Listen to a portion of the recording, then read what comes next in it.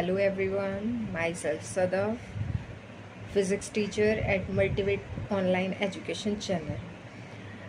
After a long time I have come back और आपकी बहुत सारी रिक्वेस्ट के बाद मैंने सोचा कि मुझे दोबारा चैनल स्टार्ट करना चाहिए और फिर से अपने लेक्चर्स स्टार्ट करने चाहिए.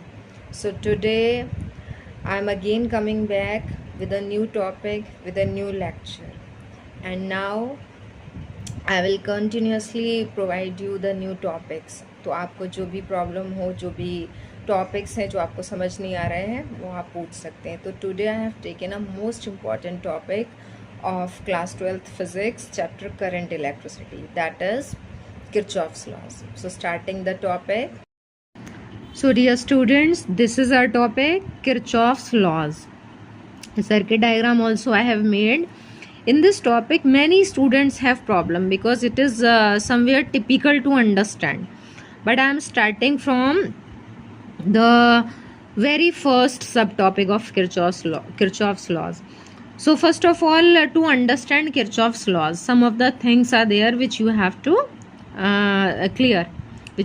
make clear, and these things are, सबसे पहले इसमें आता है इलेक्ट्रिक नेटवर्क. एक्चुअली ये किरचॉफ्स लॉज का ही पार्ट है, क्योंकि जब आप ये चीज़ें समझेंगे तभी आपको किरचॉफ्स लॉज भी समझ में आएंगे. तो सबसे पहले आपको समझना है कि what is an electric network, क्या होता है इलेक्ट्रिक नेटवर्क.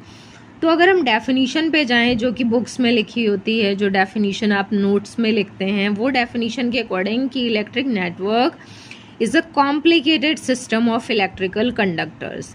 पर complicated system of electrical conductors का क्या मतलब है? देखिए, इलेक्ट्रिकल कंडक्टर्स क्या कहलाते हैं? कंडक्टर्स मतलब ये जो वायर्स होते हैं जिनको हम R1, R2, R3 रेजिस्टेंस के नाम से हम शो करते हैं, वो कहलाते हैं कंडक्टर्स. क्योंकि नॉर्मली किसी भी चीज़ में, किसी भी सर्किट में कंडक्टर्स का ही यूज़ होता है. तो ये लगे हैं कंडक्टर्स R1, R2 और R3, कितने भी हो सकते हैं किसी भी सर्किट में. तो ये जो कंडक्टर्स होते हैं इनका complicated system in the sense कि ऐसा कोई भी सिस्टम जिसमें बहुत सारी चीज़ें आपको फाइंड करना हो सकती हैं या गिवन हो सकती हैं. जैसे यही वाला सिस्टम है तो इसमें सेल्स गिवन है, रेजिस्टर्स मतलब कंडक्टर्स गिवन है, करंट फ्लो हो रही है, करंट भी डिफरेंट सेल्स से है, यहाँ आकर करंट का सम हो रहा है. तो that's why it is called a complicated system of electrical conductors.